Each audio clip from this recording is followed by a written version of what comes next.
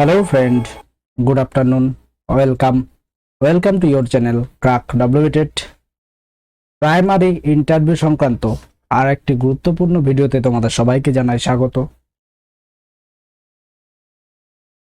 প্রথমেই যারা interview preparation নিচ্ছ, যারা টেট পাস করে রয়েছো, তাদের উদ্দেশ্যে একটি কথা বলি যে দীর্ঘদিন হয়ে গেছে টেট পরীক্ষা অতিবাহিত হয়েছে, রেজাল্টও দিয়ে দিয়েছে 2022 টেটের কথা যদি আমরা বলি, কিন্তু এখনো পর্যন্ত ইন্টারভিউর নোটিফিকেশন আসেনি। খুবই একটি প্যাথেটিক বিষয় প্রত্যেকটি টেট পাস ক্যান্ডিডেটের ক্ষেত্রে। কিন্তু আমি একটি কথা তোমাদেরকে বলবো, ধৈর্য ধরো, অবশ্যই তোমাদের জন্য ভালো কিছু ওয়েট করছে। তো এই যে সুযোগ বা এই যে সময়টা রয়েছে, এই সময়টা একজন এক একভাবে কিন্তু অতিবাহিত করছে। কেউ নিজের প্রিপারেশনকে আরো ভালো করবার চেষ্টা করছে, কেউ বা প্রিপারেশন যেমন আছে সেরকমই রেখে দিয়ে অন্য কিছু নিয়ে চিন্তা করছে, বিভিন্ন নেগেটিভিটি বিষয়গুলিকে মাথায় আসছে, বিভিন্ন নেগেটিভ বিষয়গুলি তারা চিন্তা করছে। কিন্তু আমি বলবো এই নেগেটিভ বিষয়গুলিকে দূরে রেখে নিজেকে ইমপ্রুভ করো, নিজের পজিটিভিটিকে বাড়াও, যাতে ভ্যাকান্সি যাই আসুক না কেন তোমাকে যেন তোমার জায়গা থেকে কেউ পেছনে না ফেলতে পারে। অনেকে হয়তো স্কিপ করে কথাটি চলে যাবে, তো যারা স্কিপ করে যাবে নিশ্চয়ই তারা এগুলি নিয়ে মোটিভেটেড নও বা এগুলি তোমরা শুনতে চাইছো না, তো তারা স্কিপ করে বিষয়গুলিকে দেখতে পারো। এবং যাদের মনে হবে কথাগুলি মূল্যবান, তো সেইভাবেই কিন্তু তোমরা পরবর্তী দিনে এই এরকম ভাবে কাজগুলি করতে পারো। তো দেখো, আজকে আমরা যে আলোচনাটি করব সেটি রয়েছে পাতাবাহার, তৃতীয় শ্রেণীর পাতাবাহার বই সম্পর্কে আমরা আজকে আলোচনা করব। তো তৃতীয় শ্রেণীর পাতাবাহার যে বই রয়েছে, এটি নামকরণ কেন হয়েছে বা বাংলা বইয়ের নামকরণ পাতাবাহার কেন হয়েছে, এটি কিন্তু একটি খুব গুরুত্বপূর্ণ একটা প্রশ্ন। প্রত্যেকেই কিন্তু এই নামকরণের যে ইতিহাস সেটি ভালো করে জেনে যাবে, আমাদের প্লেলিস্টে কিন্তু দেওয়া আছে। তো এখানে এই বইটি পাতাবাহার ক্লাস 3 যে পাতাবাহার বইটি, এটি কিন্তু মোট 155 পেজের 155টি পেজ রয়েছে। এখানে আমি যে পিডিএফটি তোমাদের সামনে শেয়ার করছি, পিডিএফটিতে যে কটাই পেজ থাকুক না কেন, এখানে বই যে মেইন বই সেই বইতে কিন্তু 155টি পেজ রয়েছে। আচ্ছা, প্রথম ভিডিওটা শুরু করার আগে বা বুক অ্যানালিসিস শুরু করার আগে বলে নিই যে এখানে যে কেন্দ্রীয় ভাবমূল সেটি কিন্তু রয়েছে প্রচলিত গল্পকথার জগৎ। তো এখানে যে কেন্দ্রীয় ভাবমূল রয়েছে সেটি কিন্তু রয়েছে প্রচলিত গল্পকথার জগৎ, প্রচলিত গল্পকথার জগৎ, প্রচলিত গল্পকথার জগৎ। এই জিনিসগুলো কিন্তু অনেকেই জানবে না যেটি কেন হচ্ছে বা কোথা থেকে হচ্ছে। তো এই বইটি যে মেইন বিষয়ের উপর ফোকাস করা হয়েছে সেটা কিন্তু প্রচলিত গল্পকথার জগৎ। তোমরা ডিটেলস গুলো যদি আরো দেখো তাহলে বুঝতে পারবে যে কেন এই বইটি এত প্রয়োজনীয়। তো আর যে বিষয় যে এই বইটিতে একটা মেইন বিষয়ের উপর ফোকাস করা হয়েছে, সেই ফোকাসটি কি? বর্ণ বিশ্লেষণ। বর্ণ বিশ্লেষণের উপর কিন্তু এই বইটিতে বর্ণ বিশ্লেষণের উপর কিন্তু বিশেষভাবে ফোকাস করা হয়েছে। তো বর্ণ বিশ্লেষণ কিন্তু এই বইয়ের একটি মূল উদ্দেশ্য।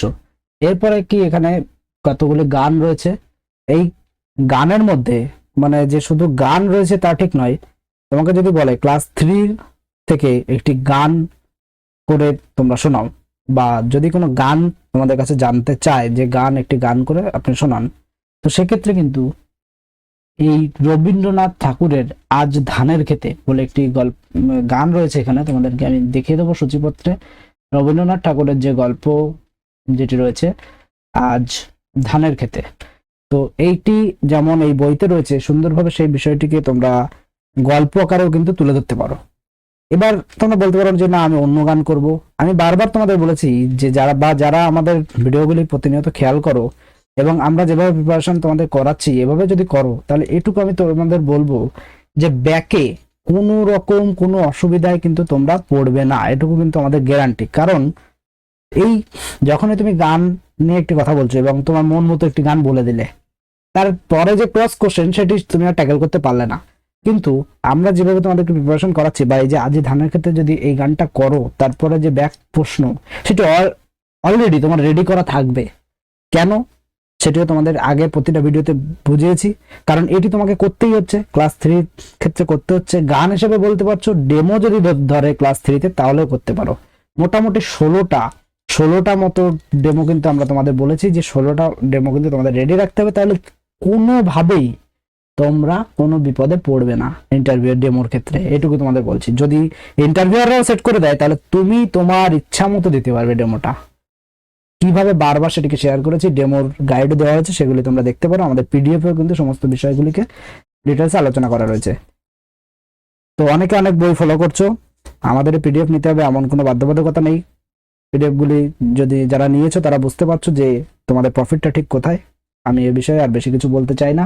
যাদের প্রয়োজন, ডিটেলস প্রয়োজন, তারা কিন্তু কমেন্টে এবং ডিসক্রিপশনে ডিটেলস পেয়ে যাবে। আমাদেরকে হোয়াটসঅ্যাপ করে, এই নম্বরে তোমরা হোয়াটসঅ্যাপ করে পিডিএফ এর সম্পর্কে জানতে পারো। 8536897447 এই নম্বরে কিন্তু তোমরা হোয়াটসঅ্যাপ করতে পারো। হোয়াটসঅ্যাপ করবে ইন্টারভিউ লিখে তোমরা হোয়াটসঅ্যাপ করবে। ইন্টারভিউ লিখে হোয়াটসঅ্যাপ করলে কিন্তু সমস্ত ডিটেলস তোমাদের দিয়ে দেওয়া হবে। তো চলে যাই যে বিষয়ে আমরা আলোচনা করছিলাম। এখানে একটা ধ্রুপদী সাহিত্যের কথা বলা হয়েছে। তার আগে আমি একটা কথা বলি যে এই যে বইটা, পাতাবাহার বইটা, এই পাতাবাহার বইটির পূর্বে, মানে যখন পাতাবাহার বইটি আসেনি তার আগে ক্লাস 3-র বাংলা বইয়ের নাম কি? তোমরা যদি জেনে থাকো তাহলে তোমরা অবশ্যই সেটি কমেন্ট করে জানাও। আর যদি না জেনে থাকো তাহলে তোমরা কমেন্টে জানাতে পারো, পরবর্তী ভিডিওতে আমরা সেটি তোমাদের সাথে শেয়ার করে দেবো। তো আরেকটি বিষয় যেটি এখানে তোমাদের যে প্রচ্ছদ অলঙ্করণ সেটি কে করেছেন, তো এখানে তোমরা এখানে দেখতে পাচ্ছ আমরা পুস্তক নির্মাণ যে করেছেন সে কিন্তু বিপ্লব মণ্ডল কিন্তু পুস্তক নির্মাণ করেছেন।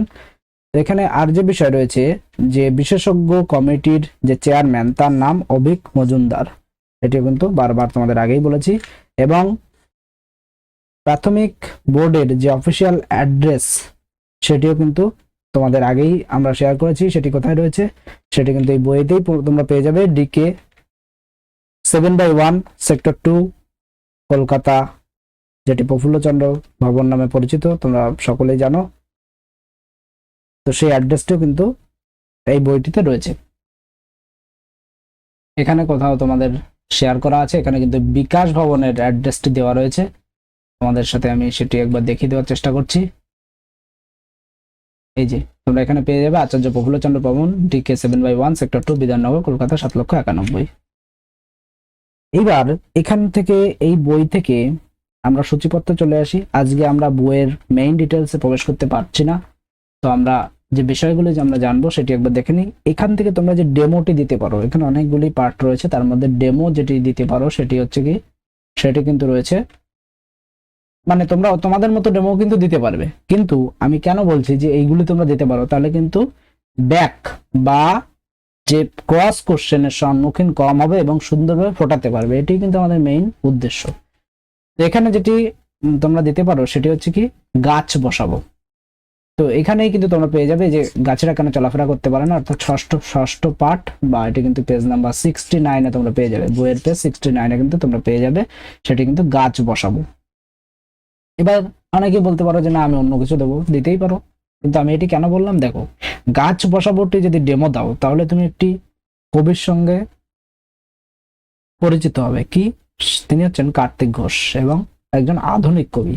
তো 2022 সালের ইন্টারভিউতে কিন্তু বিশেষভাবে প্রশ্ন করা হয়েছিল আধুনিক কবি সম্পর্কে। তো সেটি সম্পর্কে ডিটেলস কিন্তু তোমরা এখান থেকে পেয়ে যাবে। কার্তিক ঘোষ আধুনিক কবি এবং তার সম্পর্কেও কিন্তু ডিটেলস পেয়ে যাবে। একটা যদি পড়ো গাছ বসাবো, সাথে সাথে তোমরা যদি একই রকম ডেমো কিন্তু হয়ে যাবে গাছেরা কেন চলাফেরা করতে পারে না, তাহলে তুমি গাছ বসাবো যদি দাও, গাছ বসাবো একটি কবিতা, তাহলে কবিতাটি তোমরা কবিতা ডেমো দিতে পারছো। সাথে সাথে একই রকম ডেমো হিসেবে তোমরা এই গাছেরা কেন চলাফেরা করতে পারে না এটিও দিতে পারছো। সাথে সাথে তোমাদের কভার হয়ে যাচ্ছে কি, কার্তিক ঘোষ যিনি আধুনিক কবি তার সম্পর্কে ডিটেলসও কিন্তু কভার হয়ে যাচ্ছে। তো মোটামুটি একটা বাউন্ডেড এরিয়া সুন্দরভাবে সাজানো হয়েছে যাতে তোমরা কোনো সমস্যায় না পড়ো, সেই জন্য। আচ্ছা, আরেকটি বিষয়, এই বইটিতে কিন্তু চিপকো আন্দোলন সম্পর্কে বলা হয়েছে। চিপকো আন্দোলন এই পেজেরই কাছাকাছি তোমরা পেয়ে যাবে, মোটামুটি 75 নম্বর পেজে কিন্তু তোমরা চিপকো আন্দোলন সম্পর্কে পেয়ে যাবে, সেটিও একবার তোমরা দেখে নিতে পারো। এখানে আরেকটি যে বিষয় রয়েছে ঈশপের গল্প, তো এখানে তোমাদের শেষের দিকে আছে যে কে ছিলেন ঈশপ, এই গল্পটি আছে যেটি কিন্তু খুবই গুরুত্বপূর্ণ। এটি এই ধরনের গল্প কিন্তু আমরা সকলেই জানি, যে রাখাল ছেলে এবং যে বাঘের যে গল্প, সেই ধরনের গল্প কিন্তু এখানে রয়েছে। এটিও একবার তোমরা এই ঈশপের গল্প একবার জেনে যাবে। পান্তাবুড়ি আমরা সকলেই জানি, কম বেশি পান্তাবুড়ির গল্প কিন্তু এখানে রয়েছে, যোগেন্দ্রনাথ সরকারের কিন্তু লেখা। এবার এখানে আরেকটি বিষয়টি কি, এই যদি তোমাকে বলে যে তৃতীয় শ্রেণীর ব্যাকরণ বইয়ের নাম কি, তোমরা তো বলবে যে স্যার তৃতীয় শ্রেণীতে কোনো ব্যাকরণ বই নেই, কিন্তু হ্যাঁ বিষয়টি ঠিক, কিন্তু এখানে কিন্তু ভাষা পাঠ রয়েছে। তো ভাষা পাঠ যেহেতু রয়েছে সেটি কিন্তু 134 নম্বর পেজ, অর্থাৎ এটি কিন্তু ব্যাকরণ বই। তো আলাদা করে কিন্তু কোনো ব্যাকরণ বই নেই, এই পাতাবাহার বইয়ের মধ্যে কিন্তু রয়েছে ভাষা পাঠ, যেখানে কিন্তু ব্যাকরণ শিক্ষার জন্য এটি রয়েছে।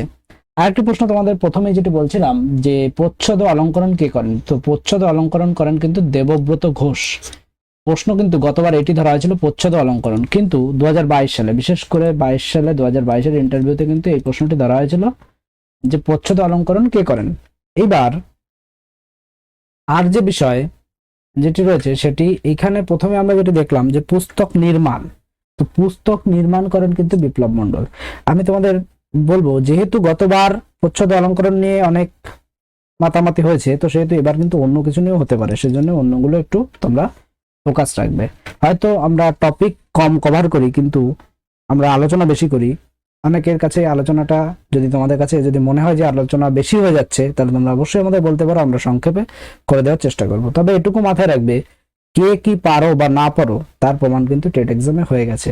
এখানে কিন্তু কিভাবে নিজেকে রিপ্রেজেন্ট করবে সে বিষয়টি কিন্তু মেইন ফোকাস করা হয়। তো সুতরাং সেই জন্যই কিন্তু এত কথা, যাতে নিজেদের ডেভেলপমেন্ট নিজেরাই করতে পারো। আচ্ছা, এখানে আর যে বিষয় সেটি রয়েছে এই যে ভাষা পাঠ, যেটি বললাম তোমাদের ভাষা পাঠ রয়েছে, এই ভাষা পাঠটি কিন্তু শুরু রয়েছে কিন্তু 134 পেজ থেকে। তো তোমাদের যদি জিজ্ঞাসা করে যে ক্লাস 3 ব্যাকরণ বইয়ের নাম কি, তখন তোমরা উত্তর দেবে যে স্যার ক্লাস 3-তে আলাদা করে তো কোনো ব্যাকরণ বই নেই, কিন্তু ক্লাস 3-তে বইয়ের শেষের দিকে ভাষা পাঠ বলে একটি পার্ট রয়েছে, যেখানে কিন্তু ব্যাকরণ শিক্ষা দেওয়ার জন্য যে বিষয়টি ভাষা পাঠ টপিকটি রয়েছে। তো পেজ নাম্বার উল্লেখ করা দরকার নেই, যদি উল্লেখ করো তাহলে কিন্তু আলাদা রকম ভাবে ক্রস কোশ্চেনের সম্মুখীন হবে। আর যে বিষয় এখানে শেখানো হয় সেটি হচ্ছে বর্ণ এবং ধ্বনি সম্পর্কে শেখানো হয়। আরো যে যে বিষয় শেখানো হয় সেগুলি আজকের ভিডিওতে আমরা আর আলোচনা করছি না, বা ভিডিওটি লম্বা করছি না, মোটামুটি একবার দেখে নাও। এখানে কিন্তু সত্যি সোনা আমরা চাষ করি আনন্দে, নিজের হাতে নিজের কাজ। এখান থেকে যে বিষয়গুলি তোমরা ভালো করে পড়বে বা যেটি দেখবে, বই জোগাড় করে তোমরা দেখতে পারো, বা না থাকলে আমাদেরকে কমেন্ট করতে পারো, আমরা পিডিএফ তোমাদের সাথে শেয়ার করব। আর ধানের ক্ষেত্রে এটি ভালো করে করবে, গান হিসাবে করবে। এবং এই নদী, অনেকেই ম্যাক্সিমাম স্টুডেন্ট কিন্তু নদী নিয়ে ডেমো দিয়েছিল গতবার, তো আমি বলবো একটু ডিফারেন্ট করতে। নৌকা যাত্রা, এই নৌকা যাত্রা কিন্তু রবীন্দ্রনাথের একটা অন্যরকম সাহিত্য। কি সাহিত্য যদি তোমরা জানো তাহলে কমেন্ট করতে পারো, এটি নিয়ে কিন্তু একটু প্রশ্ন হয়, তো সেই জন্য নৌকা যাত্রাটা একটি ডিটেলসটি তোমরা জানবে, একবার পড়ে নেবে। এবং একটি সাহিত্য, এটি স্পেশাল ক্যাটাগরির একটি সাহিত্য, যেটা তোমরা যদি জানো তাহলে কমেন্টে তোমরা জানাও। এখান থেকে করবে গাছেরা কেন চলাফেরা করতে পারে না, জুঁই ফুলের রুমাল, আর গাছ বসাবো। মেইনলি করবে কি গাছ বসাবো, এর প্রায় 10 থেকে 12 লাইন মুখস্থ করে যাবে, যাতে সুন্দরভাবে সেটিকে তোমরা ডেমোর সময় বলতে পারো। এবং অবশ্যই সেটিকে সরব পাঠ করাবো, এটি কিন্তু উল্লেখ করবে, যাতে কিন্তু ইন্টারভিউটা বুঝতে পারে যে তুমি